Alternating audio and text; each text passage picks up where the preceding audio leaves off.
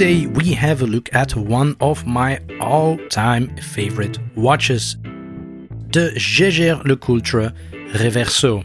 Such a classic. Spoiler alert, I really like this watch. Let's have a closer look together why that is the case.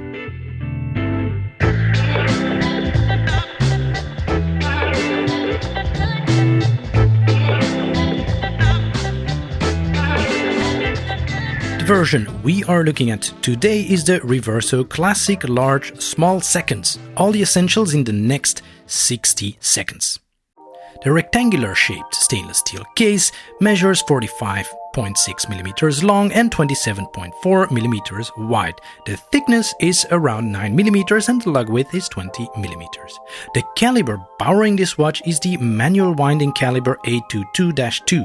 108 parts make up this movement, which has a thickness of approximately 3 mm.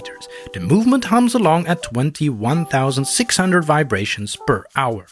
With its single barrel, it has a modest 42-hour power reserve.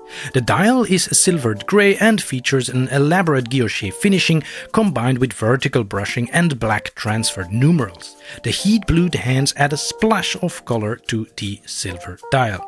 This is a time-only watch with small seconds at 6 o'clock. The Reverso is available in different shapes and sizes, and if you buy a new Reverso today, they come with a fantastic 8-year international warranty. Before we go, yes, the case reverses, and more on that in a bit. Now, why would you want a watch that can do this? To understand the Reverso, we have to go back to its roots, a time where Jaeger and LeCoultre were still two separate firms. In 1930, César de Trey was traveling in India.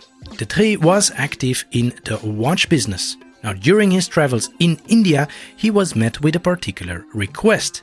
British Army officers stationed in India had taken up polo. It is this group that is said to have approached de Trey with the famous challenge: could he find a way to protect the glass and dial of their watches during polo matches? De Trey approached Jacques-David LeCoultre to work on this project. Now, LeCoultre would work on the movements, however, lacking the experience in case manufacturing, he reached out to Jaeger to work on that problem. Now, Jaeger then contracted engineer René Alfred Chavot, who came up with the revolutionary case design. Now, the Reverso was such a success that just a few years later, Jaeger and LeCoultre decided to merge into Jaeger-LeCoultre, and the rest is, of course, history. Now, enough specs and history. Let's dive right into this watch's soul right here and now. I have been wanting to get a Reverso for as long as I can remember. It took me a while to make up my mind, but here we are, the Reverso Classic. As you might know, there are quite a few variations of the Reverso available right now, and as such there is plenty of choice available. Now, which actually made choosing the one for me that more difficult. In the end, I went with this one.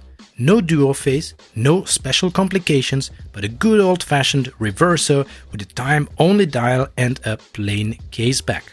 I really love this dial design and all its details. Since we are filming this, let's spoil ourselves a little bit with some macro footage while I talk here. The dial feels like several dials in one. First, you can see it has a center which features a truly gorgeous guilloché pattern. It's a barleycorn pattern in straight lines. Now tell me, how good does that look? Now then, the small seconds dial sits a little bit recessed and has its own distinct look. Again, also with its own little guilloché pattern. Moving to the outside of the dial, you find a brushed surface with then the black transferred numerals, and on the outer edge of the dial you can see further intricate decorations. Now, thanks to this design and the different angles on the dial and the textures, the dial truly springs to life in daylight. You have to see this in the metal to fully appreciate its beauty. I cannot speak highly enough about this dial. Now, one detail perhaps is the branding on the dial.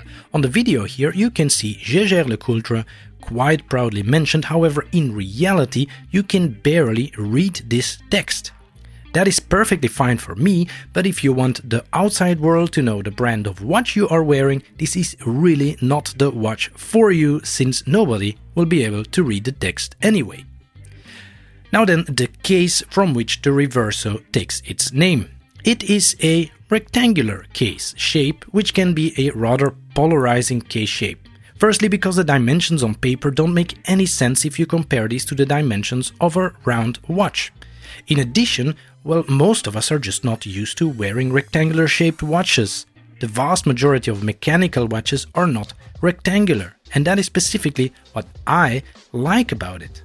I have more than enough traditionally shaped watches, but not a single one that is shaped like this. The case in itself here is of course very special as well.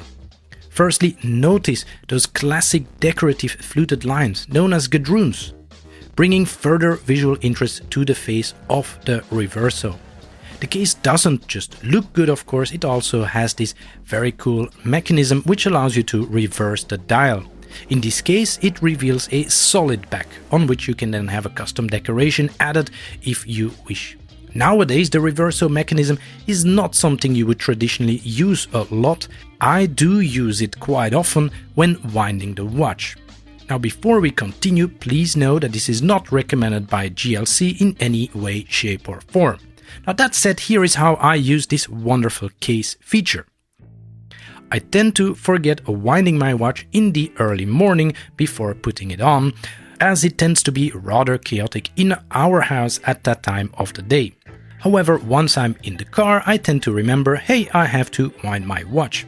With the Reverso, you need to take off the watch before you can do that, since it is a manual wind watch. On the wrist, you can't correctly grab the crown and wind it without over-stressing the stem. However, taking off the watch to wind is often inconvenient. What I do instead is flip this out like so, and while holding the case steady, gently wind the watch without putting pressure on the reversing mechanism and the stem, of course. When done, I flip it back in place and I didn't have to take off the watch. This is truly the most fun I have winding any of my watches. Now, on a more technical note, then, it goes without saying that it takes quite a bit longer to put together this case and assemble it with the carriage when comparing it to assembly of a more traditional round case. It's a surprisingly manual process still today. Now, on the wrist then.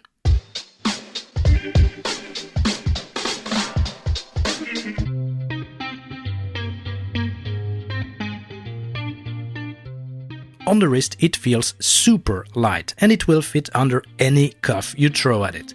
It's a classical themed watch, but I have to say it's much more versatile than I had initially thought. I expected to wear this mostly with a suit or a jacket, but find myself wearing it pretty much all the time in normal daily life. It works with a simple polo shirt all the way up to a more formal outfit. Little important detail is the name of this watch says large. This is in fact the smallest large Reverso in the catalog. So this watch wears quite a bit smaller and thinner than pretty much any other mechanical watch I have. So I would certainly suggest that you try these out before you buy. You can then pick the size or version of the Reverso that works best for your wrist. Keep in mind that most of the current Reversos with complications are either larger and certainly thicker than this one. In addition, one little note here, JLC currently puts this in the men's category, which I think is a little bit old-fashioned. This watch would certainly work for men and women alike. Now, if there is any doubt left, yes, I am a massive fan of the Reverso. Really, what is there that is not to like? If budget was no concern, I would have a few different variations and complications as well. I really like these a lot. However, wanting to pick just the one, I went with this one and haven't looked back since.